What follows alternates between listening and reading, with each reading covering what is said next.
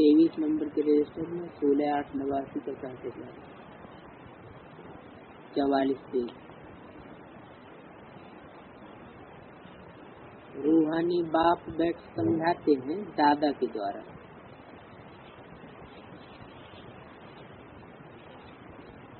बच्चे म्यूजियम अथवा प्रदर्शनी का उद्घाटन कराते हैं, परंतु उद्घाटन तो बेहद के बाप ने कब से कर लिया है।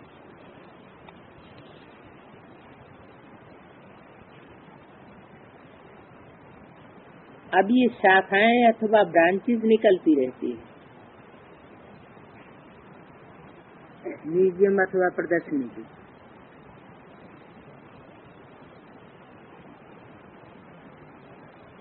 कौन सा उद्घाटन कर लिया बाप ने और कब किया?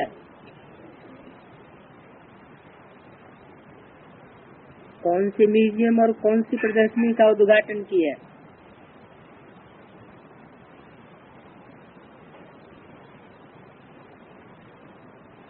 यज्ञ की आदि से ही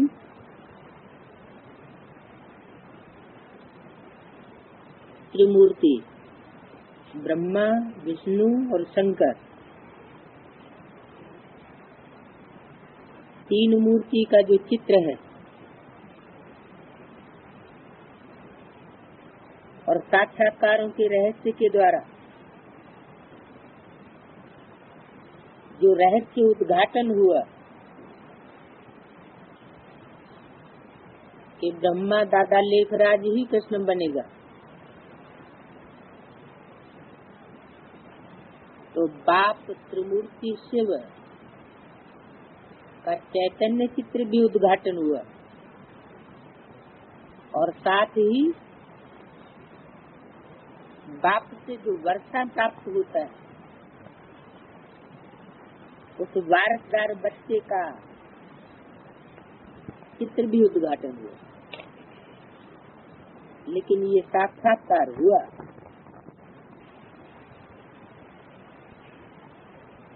तो बच्चे बाद में उद्घाटन तो करते हैं चित्रों का, लेकिन बच्चे करते हैं जड़ चित्रों का उद्घाटन। और बाप ने बुद्धि में चैतन्य चित्रों का उद्घाटन पहले ही करा दिया। तो बच्चे ये ब्रांचेस खोलते रहते हैं समझाने के लिए, क्योंकि पाठशालाएं बहुत चाहिए।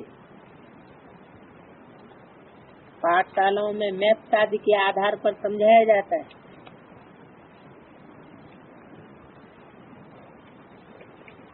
एक तो है यह पाठशाला जिसमें बाप रहते हैं। बाप कहाँ रहते हैं? पाठशाला।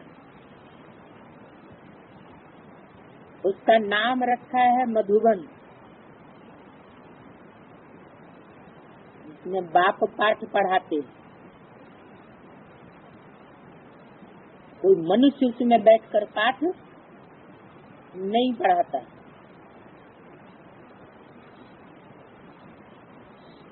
बच्चे जानते हैं मधुबन में सदैव मुरली बजती रहती है। इसके लिए गायन है मुरली तेरी में जादू। कौन सा जादू? परिवर्तन का जादू। और मनुष्य जो कुछ सुनाते हैं बहुत अच्छा तो सुनाते हैं, अच्छा अच्छा लगता है, लेकिन दुनिया का परिवर्तन नहीं होता। मन बुद्धि का परिवर्तन फिर भी नहीं होता। तो ये ऐसी पाठशाला है जिसमें बाप ऐसा पाठ पढ़ाते हैं मुरली बजाकर कि सदैव के लिए परिवर्तन हो जाता है।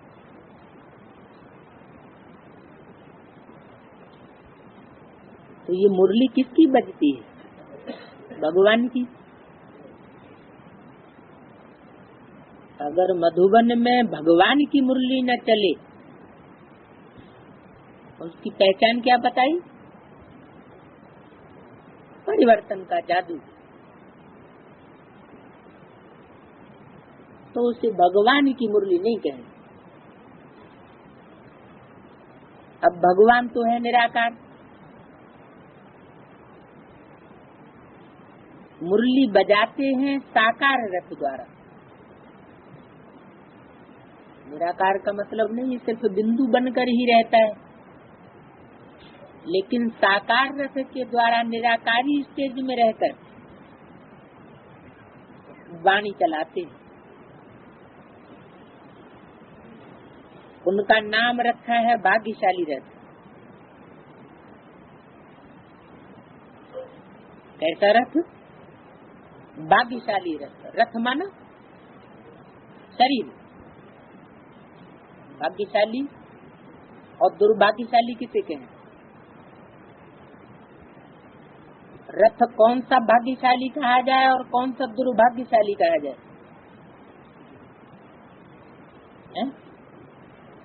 जिस रथ के चित्र और मूर्तियां संसार में पूजे जाते हों और सबसे जास्ती पूजे जाते हैं, और जो अविनाशी भी हो, कालों का काल महाकाल जिसे कहा जाता है,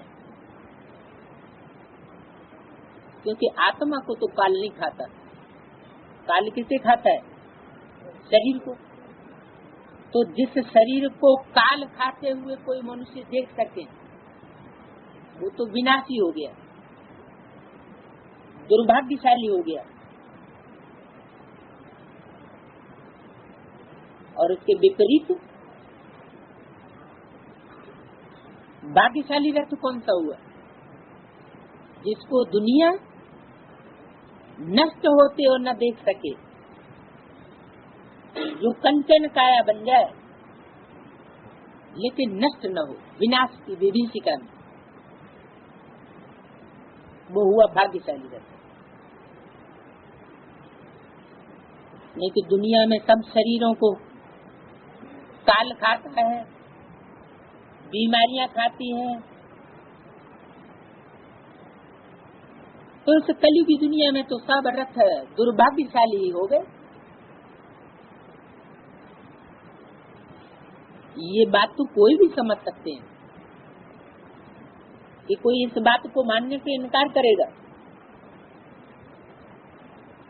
हॉस्पिटल्स में जाकर के जिन रथों का दुर्गति होती है, खोपड़े तोड़े जाते हैं, चीड़ फाड़ की जाती है,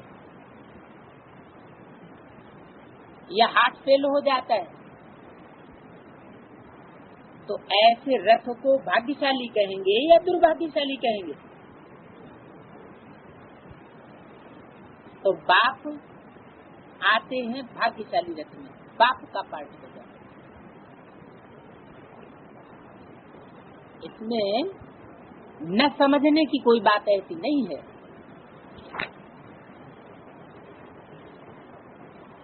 ये तो तुम बच्चे ही समझते हो, और कोई तो समझ नहीं सकता। और कोई न रचयिता को और न रचना के आदि मध्यंत को जानते।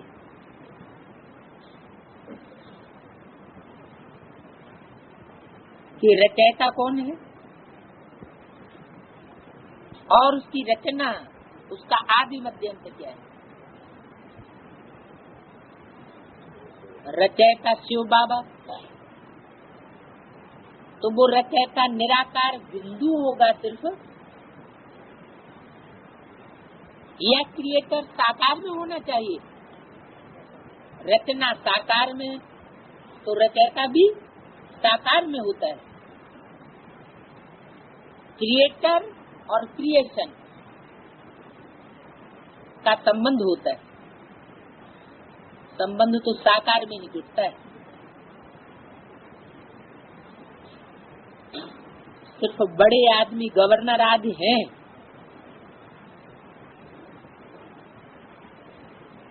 तो उनसे खुलवाते हैं,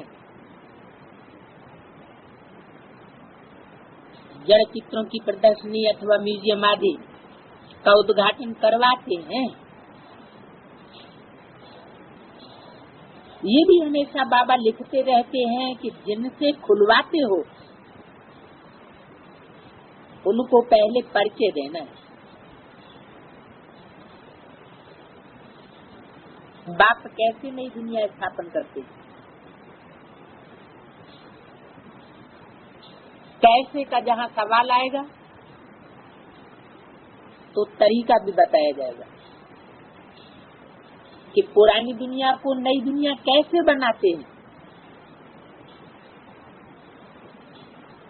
और जब कैसे का सवाल किया जाएगा तो उसका उत्तर भी आएगा कि बाप निराकार तो है, जैसे आत्मा निराकार है, फिर भी वो आत्माओं की तरह साकार बनता है ताकि नई दुनिया की स्थापना कर सके। तो उनकी ये ब्रांचेस खुल रही है समझाने के लिए, कोई न कोई से खुलवाते हैं ताकि उनका कल्याण हो जाए।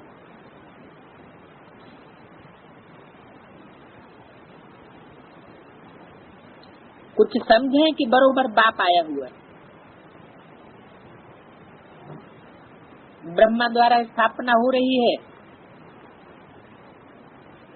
विश्व में शांति के राज्य की व आदि सनातन देवी देवता धर्म की स्थापना हो रही है। इसके द्वारा ब्रह्मा द्वारा माना मीडिया साकार हुआ ना, तो विश्व में शांति का राज्य स्थापन होना चाहिए ना। किसके द्वारा? ब्रह्मा द्वारा। और आदि सनातन देवी देवता धर्म की स्थापना भी होनी चाहिए ब्रह्मा द्वारा। अब मीडिया है नहीं तो फिर कैसे कहा जाए कि ब्रह्मा द्वारा? लेकिन परमात्मा बाप के महावाक्य हैं, झूठ है तो नहीं हो सकते। इससे साबित होता है कि जरूर वही ब्रह्मा कोई ब्राह्मण बच्चों में प्रवेश करके अपना पाठ प्रैक्टिकल में साकार मीडिया बन करके करा रहा है।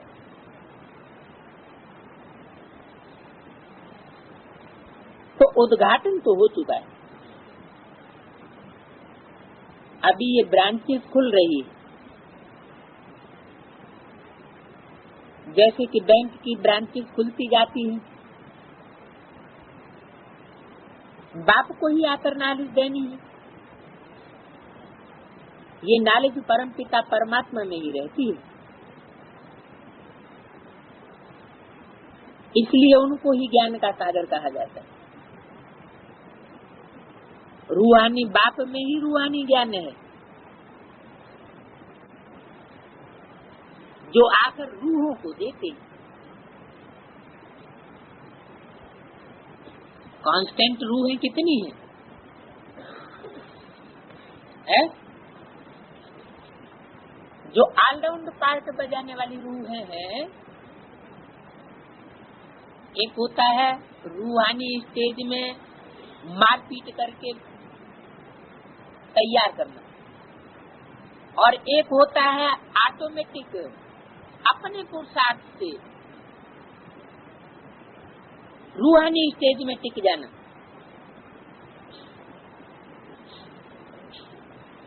तो एक होती है धक्का परेड गाड़ी, धक्के से चलाई जाने वाली, और एक अपनी स्वेच्छा से उमंग उत्साह से तैयार होने वाले। तो ओरिजिनल कौन से हुए? जो अपने आप स्वतः समझ करके उस स्थिति में टिक जाएं, वही तो ओरिजिनल कहे जाएंगे ना। बाकी तो डुप्लीकेट हो गए। इसलिए दो प्रकार के ब्राह्मण भी मुरली में बोल दिए। एक पुष्करणी ब्राह्मण, पुष माना धक्का, धक्के से चलने वाले, अपनी स्वेच्छा से नहीं। और दूसरे सारस्वत, सरस्वती पुत्र। जैसे सरस्वती को विद्या की देवी कहा जाता है, तो जो सरस्वती पुत्र होते हैं उनके अंदर अपनी रग होती है विद्या को ग्रहण करने की, उनको कहते हैं सारस्वत। तो बाप आकर रूहों को ये नॉलेज देते हैं, माना अगर देह अभिमानियों को देते भी हैं और देह अभिमानी बैठकर लेते भी हैं, तो बीच में पढ़ाई छोड़ जाएंगे, पूरी पढ़ाई पढ़ेंगे नहीं। बाप समझाते हैं, ये बच्चों, ये आत्माओं, तुम अपने को आत्मा समझो। ये क्यों कहते हैं हे आत्माओं? है ये तो भगवान को कहा जाता है, हाथ जोड़ के, हे भगवान, हे परमात्मा, हे देवता, हे देवी जी। तो भगवान बच्चों को क्यों कहते हैं हे आत्माओं? है काम लेना है ना, जिससे काम लेना होता है, हाँ, उसको थोड़ा रिगार्ड तो देना ही पड़े, क्योंकि परमात्मा बाप को अपना शरीर तो है नहीं।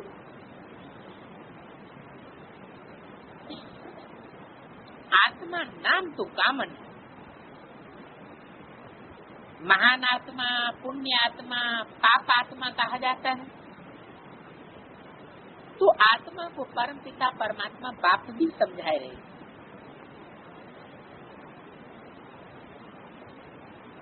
बाप क्यों आएंगे? बाप के आने का मकसद क्या, एम ऑब्जेक्ट क्या? बाप बाप बन करके क्यों आएंगे? अम्मा बन करके आए उससे नहीं काम कर सकता है? अम्मा का एम ऑब्जेक्ट कुछ और होता है और बाप का एम ऑब्जेक्ट कुछ और होता है। तो बाप का एम ऑब्जेक्ट क्या होता है? बच्चों को वर्षा देना। पहले बच्चों को जन्म देता है, बीज बोता है, फिर लास्ट में बच्चों को वर्षा देता है। तो जरूर वर्षा देने के लिए आएंगे। सत्व प्रधान नई दुनिया में जाना है। वर्ल्ड की हिस्ट्री जाग्राफी रिपीट कही जाती है। नई अथवा पुरानी दुनिया मनुष्यों की ही होती है। बाप कहते हैं मैं आया हूँ नई दुनिया में। एम ऑब्जेक्ट ज्ञान सुनाने का नहीं है, ये तो सिर्फ साधन है। ऐसे नहीं ब्रह्मा के तन में आके सिर्फ ज्ञान सुना के चले जाते हैं वापस। इसलिए आता हूँ वर्षा देने नई दुनिया का, स्वर्ग का। तो नई दुनिया रचने आया हूँ। बिगर मनुष्यों के तो नई दुनिया होती नहीं। नई दुनिया में देवी देवताओं का राज्य था, जिसकी अब फिर से स्थापना हो रही है। अभी तुम बच्चे शूद्र मनुष्य से ब्राह्मण बने, फिर तुमको ब्राह्मण से देवता बनाने आया हूँ।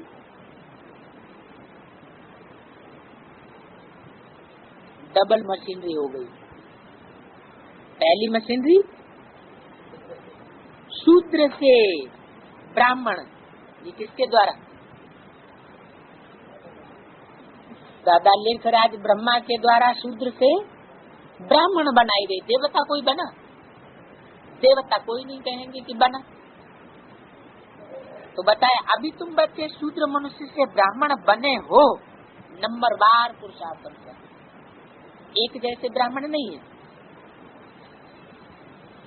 फिर तुमको ब्राह्मण से देवता बनाने आया हूँ। ये फिर, हाँ, ये भी बोला नई दुनिया में देवी देवताओं का राज्य था, जिसकी अब फिर से स्थापना हो रही है। फिर से माना एक बार एफर्ट हो चुका, कोशिश हो चुकी, अब फिर उसको रिफाइन, तो ब्राह्मणों को देवता बनाने का कार्य फिर से कर रहा हूँ। अभी तो तुम्हारी आत्मा पतित भिखारी है,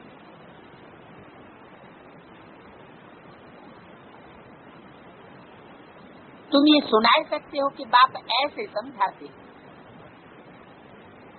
कैसे कि मैं पहले शूद्र से ब्राह्मण बनाता हूँ, फिर ब्राह्मणों को देवता बनाता हूँ। फिर से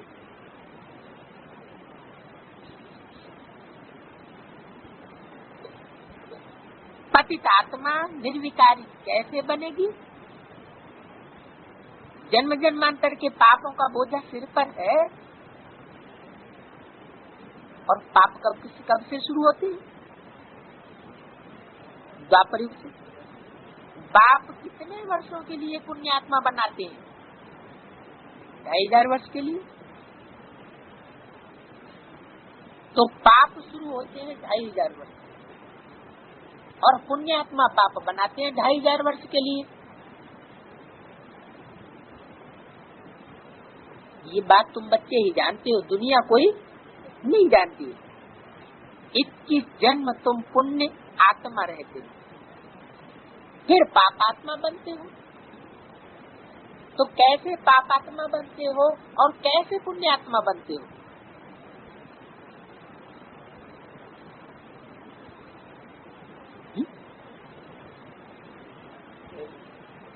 पुण्यात्मा बनते हो, एक की मत पर चलने से पुण्यात्मा बन जाते 2500 वर्ष के लिए, और अनेकों की मत पर चलने से पापात्मा बन जाते।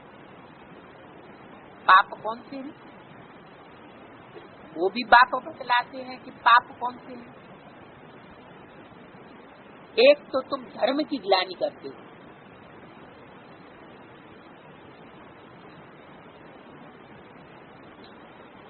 धारणाएं जो बाप ने सिखलाई उसकी तुम ग्लानि करते हो। क्या ग्लानि की? भगवान की भी ग्लानि करते हो, बाप देवताओं की भी ग्लानि करते हो। देवताओं की क्या ग्लानि की? चित्र कैसे बनाए दिए? काले मुंह वाले। और देवताएं काले मुंह होते हैं क्या? है? कलयुग में कलयुगी मनुष्य काला मुंह करते हैं, या परमात्मा भी काला मुंह करता है और देवताएं भी काला मुंह करते हैं, और खुद कलमुह है, और देवताओं को भगवान को कहते हो कलमुह। शूटिंग कहाँ होती है? शूटिंग यहाँ संगम युग पर कर रहे हैं। वे भगवान भी पतित है, एक तरफ निश्चय पत्र भी लिख के देते जाएंगे, और दूसरी तरफ कहते हैं भगवान ऐसे भी करता है क्या? भगवान पतित है क्या?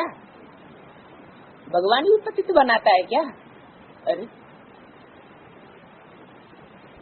एक तो संग का रंग लगेगा, तो जैसा संग लगेगा वैसे उसकी स्टेज बनेगी। 63 जन्म अनेकों का संग लेते लेते ये स्थिति बन गई, बेविचारी बनते बनते। तो अब उल्टा ही तो करना पड़ेगा। हाँ, इतना जरूर है कि एक के संग से ही शुरुआत हुई है पतित बनने की, और एक के संग से ही पावन बनने की भी शुरुआत हुई। क्योंकि द्वापर युग में जिस एक के द्वारा एक पतित बना तो सब पतित बन गए। शुरुआत वहां से हुई ना।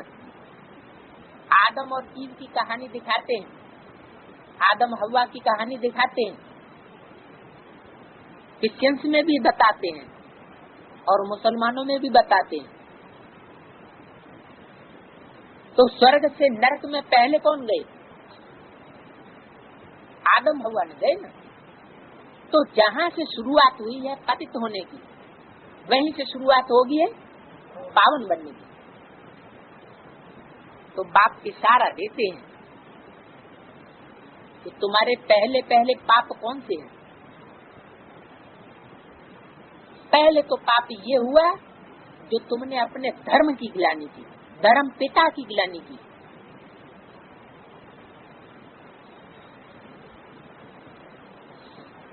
तुम कितने पतित बन गए हो, मुझे बुलाते ही आए हो, हे पतित पावन।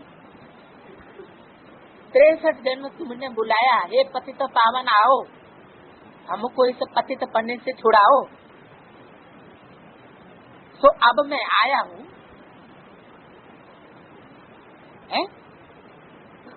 तो शुक्रिया मानना चाहिए या हाय भैया तौबा करनी चाहिए? शुक्रिया मनाना चाहिए। लेकिन होता उल्टा है। जिनकी बुद्धि में अच्छी तरह बैठ जाता है वो तो वाह वाह करते हैं, और जिनकी बुद्धि में नहीं बैठता है वो हाय हाय करते हैं।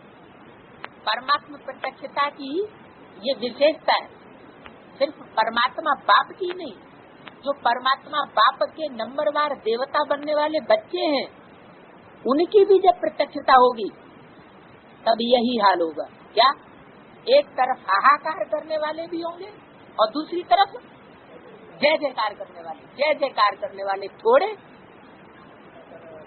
और हाहाकार करने वाले, चाहे वो मन के संकल्पों से हाहाकार करें, चाहे वाचा से हाहाकार करें, और चाहे मारपीट करके, क्योंकि बाहुबल वाले भी होते हैं, वो बाहुबल से हाहाकार करते हैं।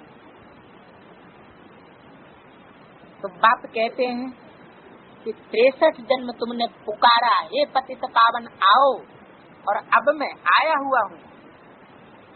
पावन बनाने वाले बाप को तुम गाली देते हो।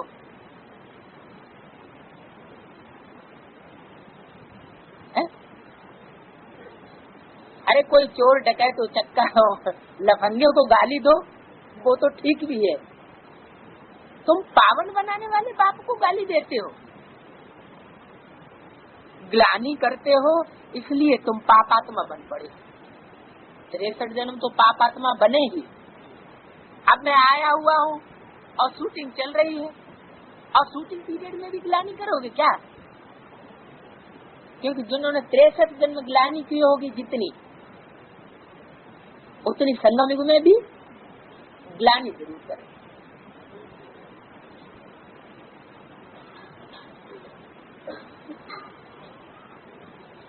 तो इस ग्लानि करते करते तुम पापात्मा बन पड़े।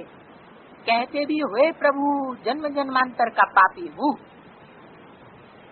मैं अपनी आदत से बाज नहीं आने वाला हूँ जल्दी। क्या मेंटलिटी ऐसी बन गई है, मैं जन्म जन्मांतर का पापी हूँ। अब आकर के पावन बना, आते ही तरफ पर होई। तो बाप समझाते हैं कितने जितने सबसे जाति जन्म लिए उनके ही बहुत जन्मों के अंत में मैं प्रवेश करता हूँ।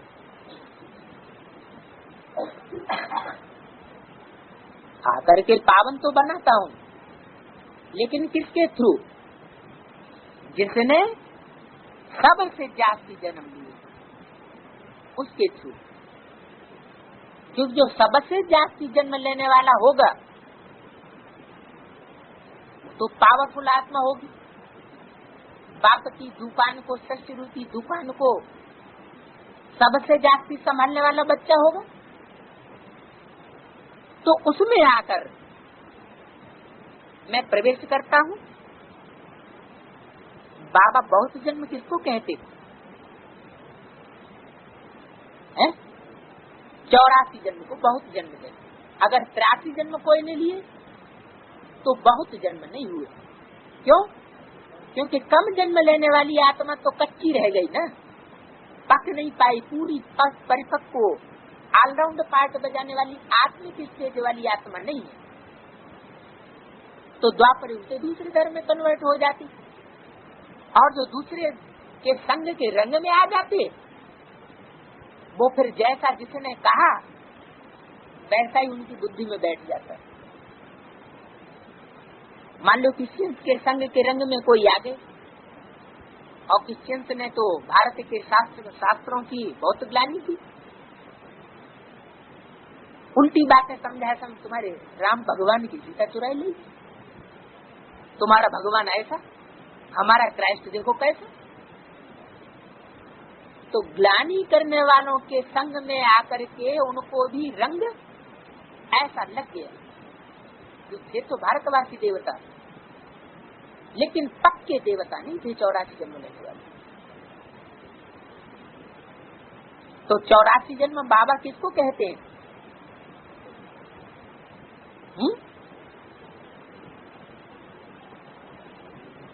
बहुत जन्म ही को ही 84 जन्म कहा जाता है।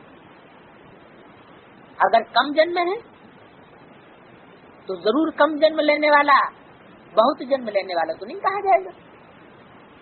जो पहले पहले आए हैं वही 84 जन्म लेते हैं। पहले तो यही लक्ष्मी नारायण आते हैं,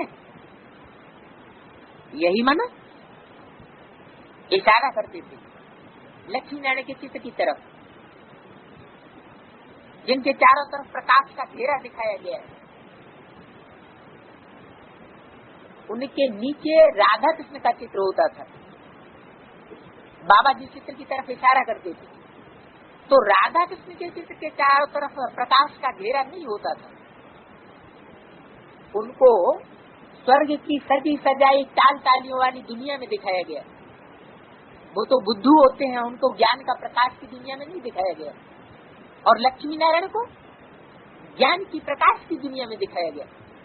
इसका मतलब है कि इस कलयुगी दुनिया में ही परमात्मा बाप आकर हमको नरक में आकर के स्वर्ग का वर्षा दे देते हैं। ज्ञान के कोष में आत्मा ऐसी की तेज धारण कर लेती है तो उनको इस नरक में का दुख अनुभव न हो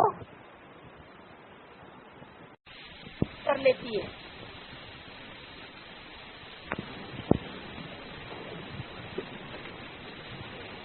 तेईस नंबर के रजिस्टर में 44 पेज पर 16/8/89 का प्रातः क्लास, अर्थात पहले पेज का अंत, नीचे से तीसरी लाइन। तो यही लक्ष्मी नारायण पहले आते हैं, माना संगम जी लक्ष्मी नारायण। सतयुग वाले लक्ष्मी नारायण तो सेकेंडरी हो गए। मैं विश्व का मालिक बनाता हूँ, विश्व जगत सतयुग में नहीं कहेंगे, विश्व में 500 करोड़। तो 500 करोड़ की दुनिया के ऊपर जिनका राज्य चलता है, 500 करोड़ की मनुष्य आत्माएं जिनको नतमस्तक हो जाती है, माथा झुकाए देती है, वही लक्ष्मी नारायण पहले आते हैं। यहाँ तुम आते ही हो नर से नारायण बनने के लिए, बाप के पास किस लिए आते हो? नर से प्रिंस बनने के लिए आते हो या नर से डायरेक्ट नारायण बनने के लिए आते हो? नर से प्रिंस तो अगले जन्म में बनेंगे, लेकिन नर से नारायण और नारी से लक्ष्मी बनने की ये पढ़ाई है जो बाप ही आकर के पढ़ाते हैं। कथा भी सुनाते हैं सत्यनारायण की। तो सत्यनारायण का गायन कब होगा? सतयुग में ऐसी एक्ट करेंगे सत्यनारायण तो उनका गायन होगा। सतयुग में तो है ही सत्य का युग, बात तो गायन होने की, महिमा होने की कोई बात नहीं।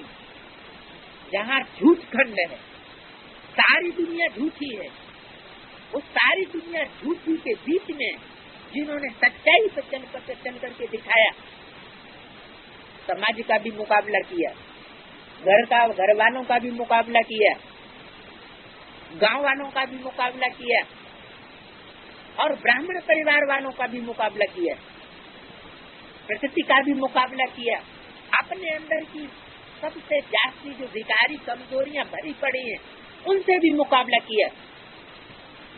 चारों तरफ से युद्ध किया और युद्ध की स्टेज में रहते हुए भी विजयी बन करके दिखाया।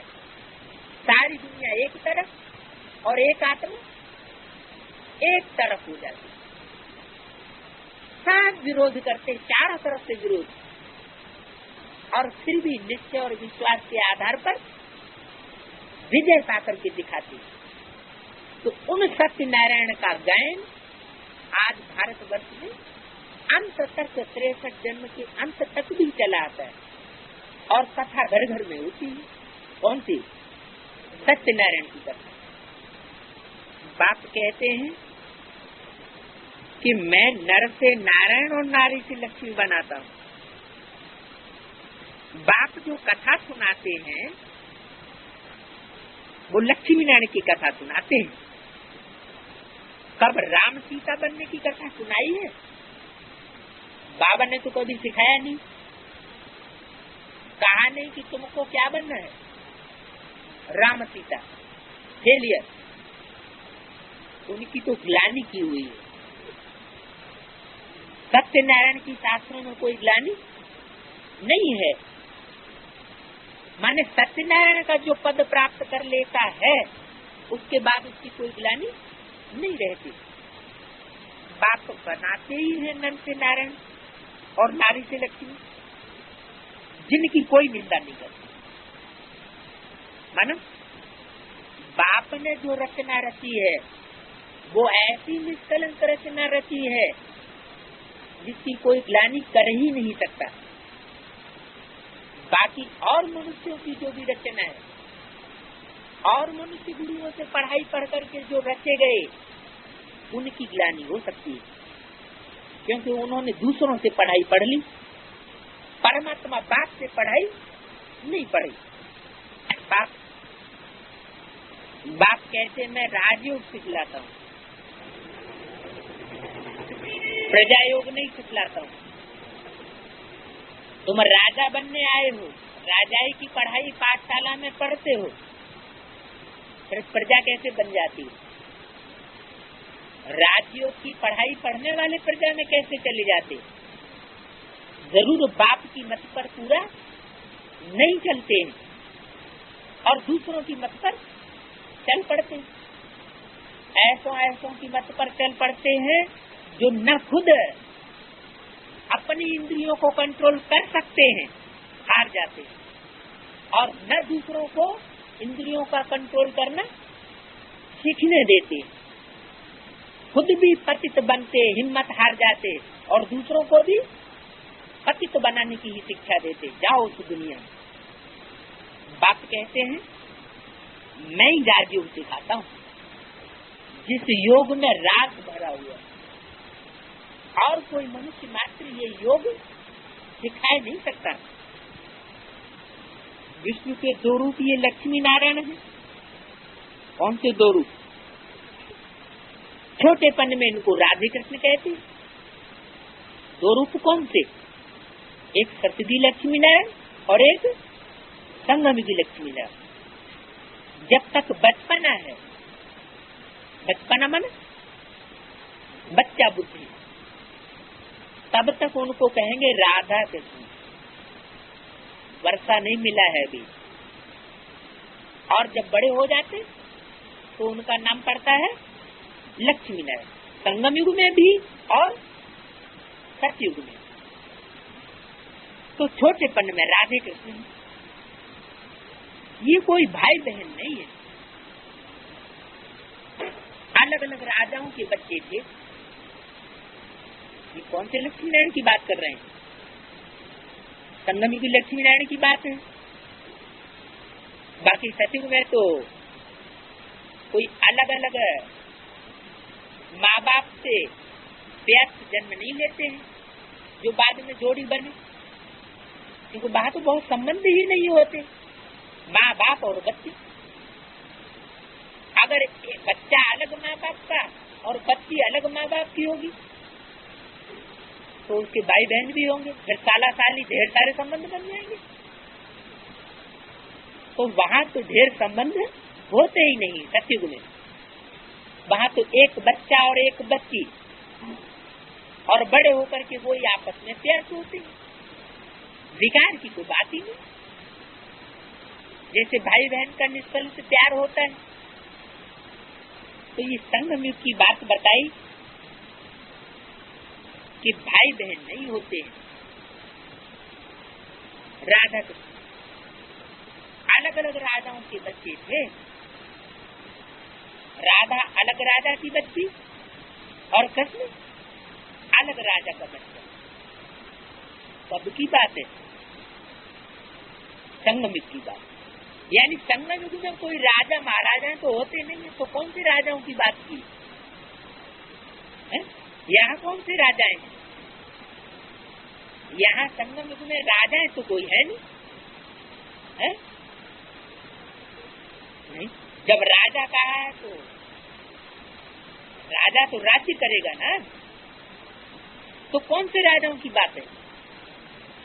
जिन्होंने इंद्रियों को कंट्रोल करने की प्रैक्टिस की है, पढ़ाई पढ़ी है, और नंबरवार पुरुषार्थ संसार राजा ही सीखी। उन राजाओं में दो प्रकार के राजाएं बताई, एक चंद्रवंशी राजा और दूसरे सूर्यवंशी राजा। जब नाम है सूर्यवंशी और चंद्रवंशी तो जरूर सूर्य और चंद्र नाम का तो व्यक्तित्व भी होना चाहिए ना। जैसे रघुवंश, राजा रघु के नाम पर रघुवंश चला, तो ज्ञान सूर्य के रूप में पार्ट बजाने वाली कोई तो आत्मा होनी चाहिए जो किसी से प्रकाश न ले ज्ञान का। कोई साकार मनुष्य उसको पढ़ाई, ज्ञान की पढ़ाई नहीं पढ़ाई सकता है। ऐसी परमात्मा प्रवेश करता हो वो बात दूसरी। जैसे परमात्मा ने ब्रह्मा में भी प्रवेश किया, लेकिन ब्रह्मा के अंदर भी ज्ञान का बीजारोपण किसने डाला? ऐसे ऐसे बच्चे थे जो मम्मा पापा को भी डायरेक्शन देते थे, ड्रिल कराते थे, टीचर बन करके बैठते थे। हम समझते थे ये तो बहुत अच्छे नंबर माला में आ गए।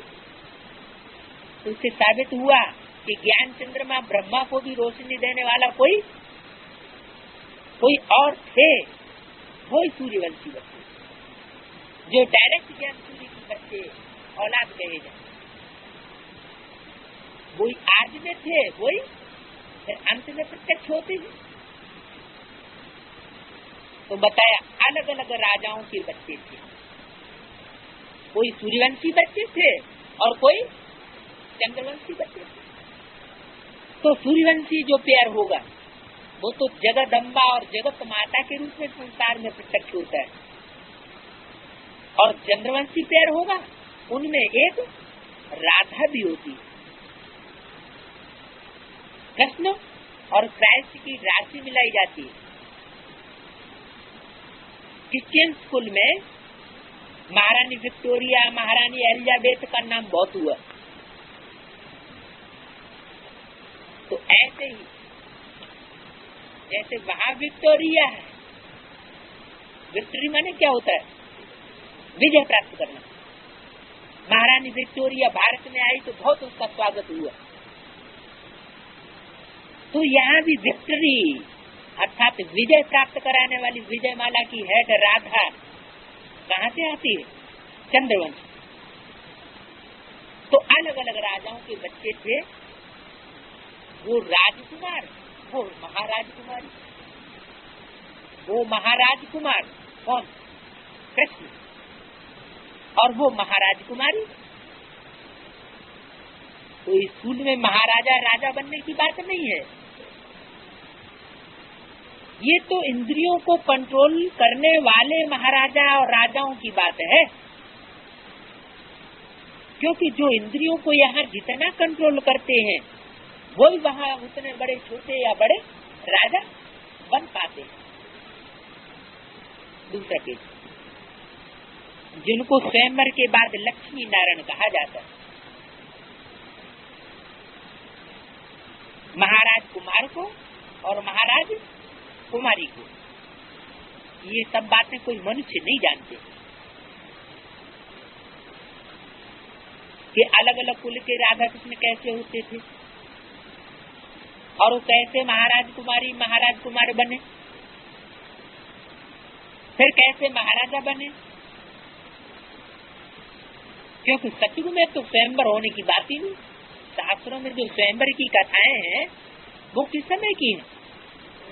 संगम युग की है। वहाँ तो कोई सतयुग में तो कोई जश्न मनाया ही नहीं जाता, कोई साग माना ही नहीं होता। साधमाना या तीज त्योहार कहाँ होते हैं?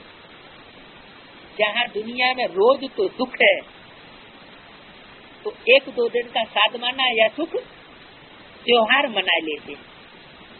अरे सत्युग में तो रोज ही त्योहार है, रोज ही खुशियां हैं, रोज ही जश्न है।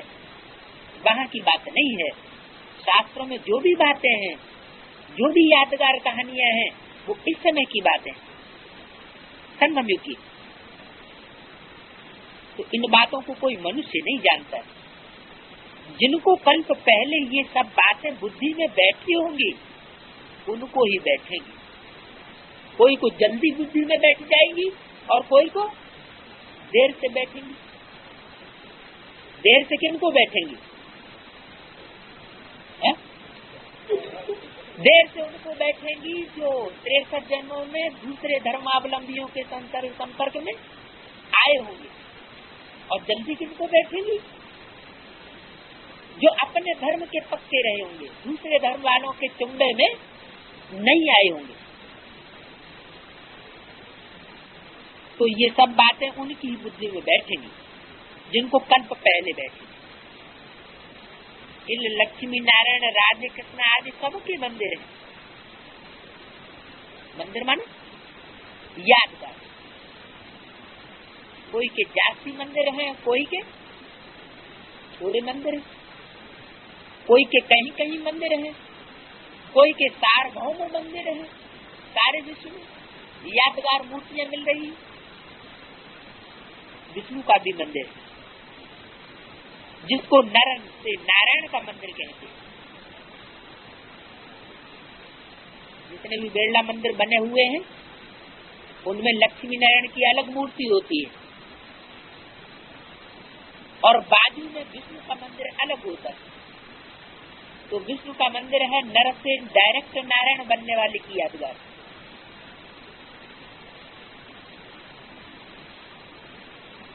तो दोनों ही मंदिर अलग अलग दिखाए गए और मंदिर 16 कला संपूर्ण देवताओं के ही बनते हैं। कम कलाओं के देवताओं के मंदिर नहीं बनते, क्योंकि वो संपन्न देवता बनते ही नहीं। कोई के राम सीता के मंदिर क्यों बने हुए हैं? राम सीता के मंदिर इसलिए बने हुए हैं कि राम सीता वाली आत्माएं वही आत्माएं हैं। अव्वल नंबर राम सीता, जो सतयुग में, सतयुग के आदि में लक्ष्मी नारायण बनते हैं। ब्रह्मा का भी मंदिर है, लेकिन ब्रह्मा के मंदिर में पूजा नहीं होती।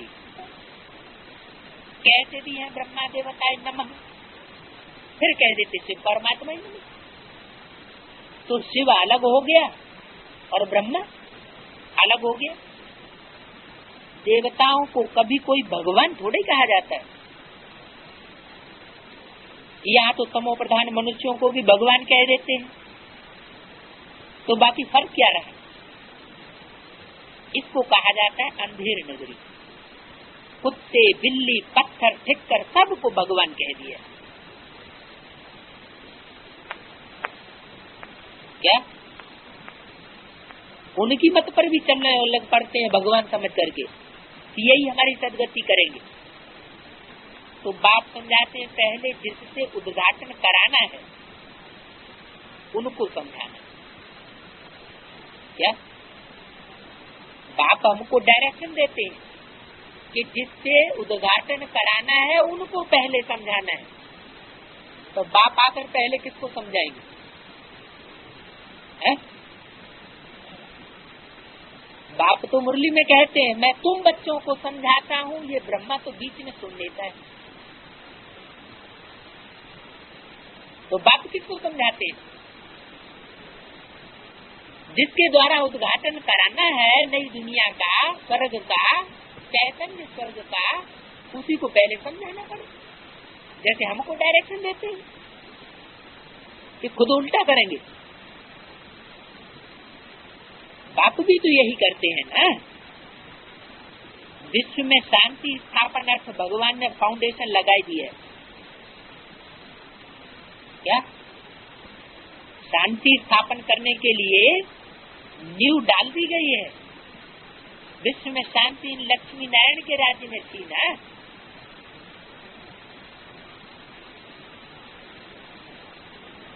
ये सतयुग के मालिक थे ना।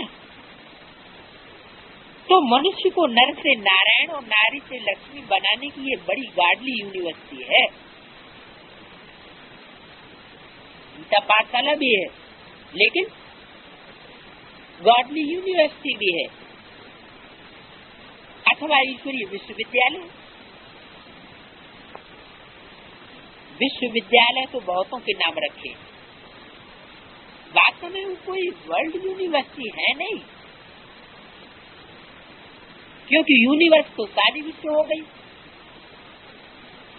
तो ऐसी तो वो यूनिवर्सिटी कोई नहीं है मनुष्यों की बनाई हुई, जिसमें सारे विश्व की आत्माएं पढ़ती हूँ। सारे विश्व में बेहद का बाप एक ही कॉलेज खोलते। क्या था? हद का बाप नहीं, कौन? बेहद का बाप। हद का बाप 2, 4, 8, 10, 20, 50, 100, 200, 1000, 500, 100 करोड़ बच्चों का बाप होगा। जैसे क्राइस्ट हद का बाप हुआ, बेहद का, हद का और बेहद का। बेहद का कितने का होगा? 500 करोड़ मनुष्य आत्मा उसको अपना बाप समझ करके नतमस्तक हो जाए, माथा झुका दे। वो तो हेवनली गॉड फादर को ही झुकाएंगे। गॉड फादर है तो जरूर इस दुनिया में होगा ना। सारी दुनिया की जो भी आत्माएं हैं सबका बाप है, सब मनुष्य आत्माओं का बाप। तो सारे विश्व में बेहद का बाप एक ही कॉलेज खोलते हैं।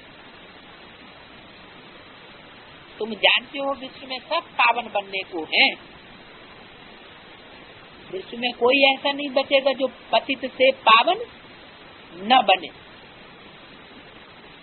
विश्वविद्यालय एक ही है जो बाप स्थापन है। हम सारे विश्व को शांति धाम सुख धाम ले जाते हैं।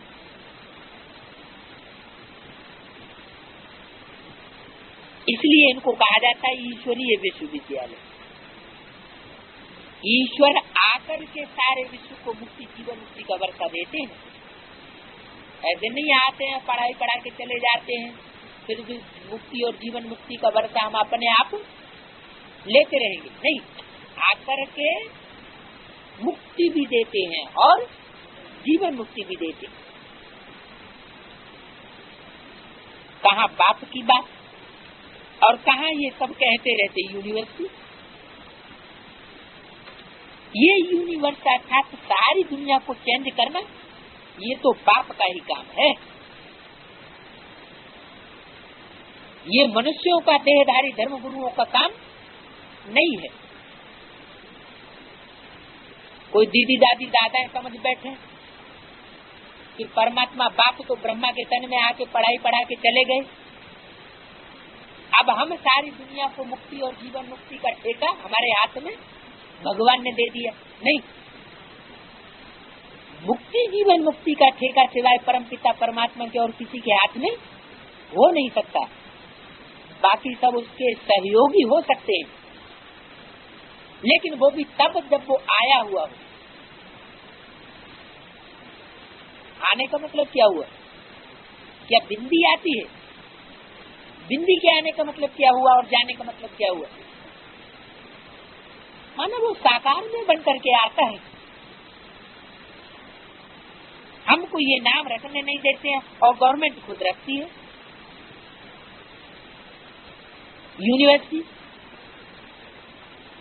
ये तो तुमको समझाना है कि वो भी पहले तो नहीं समझाएंगे, बाद में ही समझाएंगे, पहले नहीं समझ में आएगा उनको। बोलो हमारा नाम ही है ब्रह्मा कुमार कुमारी है। इनका ब्रह्मा नाम ही तब पड़ा है जब बाप ने आकर के इनको रथ बनाया। प्रजापिता नाम तो मशहूर है ना, ब्रह्मा नाम भी मशहूर है, और प्रजापिता नाम भी मशहूर है। कहाँ मशहूर है? शास्त्रों में प्रजापिता नहीं कहा है, क्या कहा है? प्रजापति कहा है। क्यों? तो मशहूर नाम प्रजापति हुआ, प्रजापिता क्यों नहीं? प्रजापिता क्यों कहा बाबा ने? क्योंकि जिस समय ये शब्द बोला गया मुरली में, उस समय वो प्रजापिता की ही स्टेज में कहा जाएगा। पिता कहा जाता है बीजारोपण करने वाले को, जो बीज बोता है वो कहा जाता है पिता। जो यज्ञ के आज में बीज बोया था, ज्ञान का बीज ब्रह्मा के बुद्धि रूपी पेट में बोया, कि इन साक्षात्कारों का ये अर्थ है, तुम्हारी आत्मा कृष्ण की सोल है और तुमको अब नई दुनिया की स्थापना का कार्य, ब्राह्मणों की नई दुनिया स्थापना का कार्य करना है। तो ये बीज बोया, तो पिता का काम होता है बीजारोपण करना। लेकिन वही यज्ञ के आज वाला पिता दोबारा फिर अंत में आकर के जन्म लेता है, और जन्म लेकर के फिर सारी सृष्टि का, सारी प्रजा का पति बनता है। पति मन साजन, तुम सब हो सीताएं, माने तुम सब रावण की बंधन में बंध रही हो। और राम है एक, वो किसी के बंधन में नहीं। किसी के बंधन में न होने का मतलब क्या हुआ? कि वो किसी साकार की मत पर नहीं चलता है। उसको डायरेक्ट करने वाला सिर्फ एक निराकार ज्योति बिंदु शिव ही है। गॉड इज वन, तो गॉड का बच्चा भी वन कहा जाता है। जैसे भारतीय परंपरा में राजाई किसको मिली? बड़े बच्चे को या छोटे बच्चों को? बड़े बच्चों को। तो परमात्मा बाप एक है, तो परमात्मा बाप का बच्चा भी 100% एक ही होता है। और वो एक ही परमात्मा बाप की 100% मत पर चल सकता है। बाकी दूसरी आत्मा तो न मत को समझती है और न चल सकती है। तो बताया कि ये प्रजापिता नाम मशहूर है शास्त्रों में। वास्तव में प्रजापिता मशहूर नहीं है, लेकिन प्रजापति मशहूर है। पति माना मालिक, रक्षा करने वाला। तो वो प्रजापति आया कहाँ से? उनके बाप का नाम क्या है? जो सबका बाप है, उनके बाप का नाम क्या होगा? साकार में तो कोई बाप हो नहीं सकता। अगर साकार में बाप होगा तो प्रजापिता नहीं कहा जाएगा। साकार में उनका कोई पति भी नहीं हो सकता जो उसकी रक्षा करने का ठेका ले। वो स्वयं ही अपनी रक्षा करने का स्वयं ही मालिक है। वो किसी की रक्षा करने की परवाह भी नहीं करे। तो ये नाम कहाँ से आया? ब्रह्मा को देवता दिखाते हैं ना, देवताओं का बाप तो जरूर परमात्मा ही होगा। ब्रह्मा देवता है तो ब्रह्मा का बाप कौन हुआ? शाब्दिक अर्थ में ब्रह्मा माने बड़ी माँ, और बड़ी माँ है तो जरूर उसका रचयिता भी कोई होगा। बाप कहो या पति कहो, जरूर परमात्मा ही होगा। आत्माओं में जो परम पार्ट बजाने वाला है तो वो ब्रह्मा है, रचना। ब्रह्मा को कहेंगे पहली पहली रचना। क्या?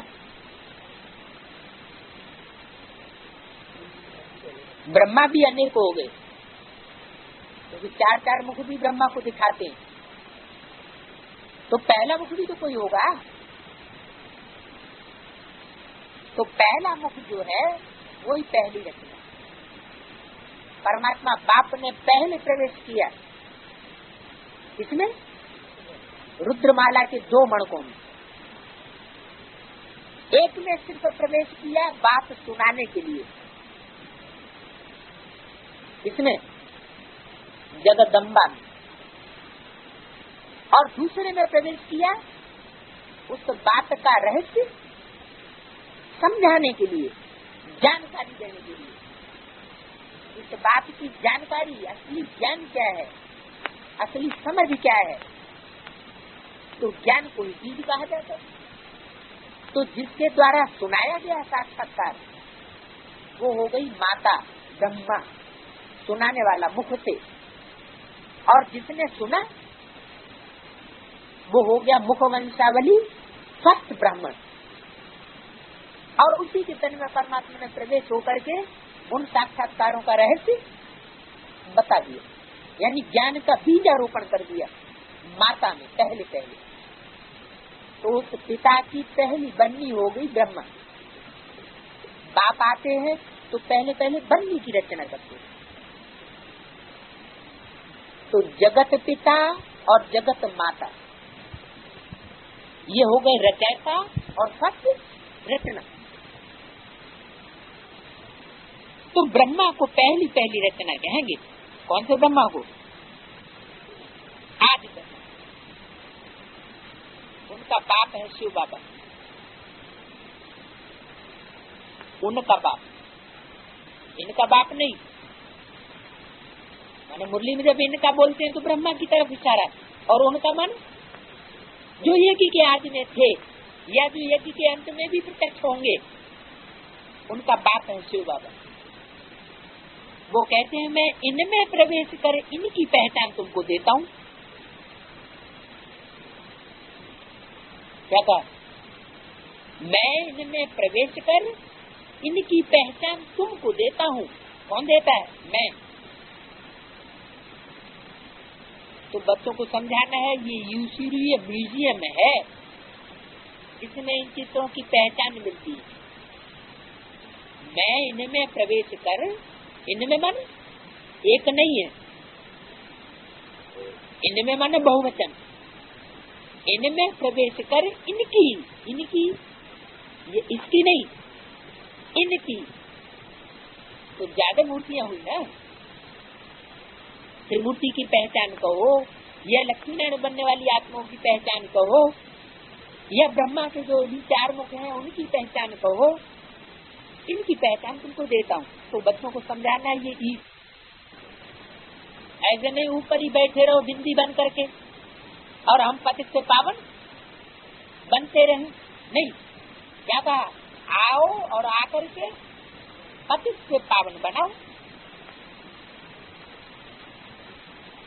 अब हे बच्चों, हम तुम्हारी प्रार्थना करते हैं, हे बच्चों, हे आत्माओं, तुम अपने बाप को याद करो और औरों को भूल जाओ, क्योंकि कोई न कोई याद तो जरूर आता है।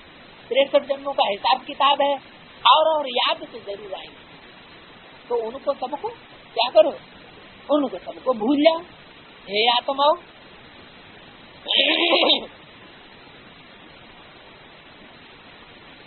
तुम अपने बाप को याद करो तो पति से पावन बन जाएंगे कि औरों को याद करना छोड़ दो और अपने बाप को याद करो तो तुम पति से पावन बन जाएंगे। मन मना भव, ये अक्षर तो गीता के ही है जो तुम 63 जन्म सुनते पढ़ते आए हो, सुनाते आए हो। क्या? मन मना भव, मन मत माना मेरे, मना माना मन में, भव माना समाज। मेरे मन के संकल्प में तू समा जा। अब तू मेरे मन के संकल्प के विपरीत कोई संकल्प न चला। हे आत्माओ, मन मना भव। कोई नई बात नहीं बता रहा हूँ, गीता के ही अक्षर हैं जो मैं तुमको सुना रहा हूँ। भगवान एक ही ज्ञान का सागर पतित पावन है। अब कृष्ण तो पतित पावन हो नहीं सकता।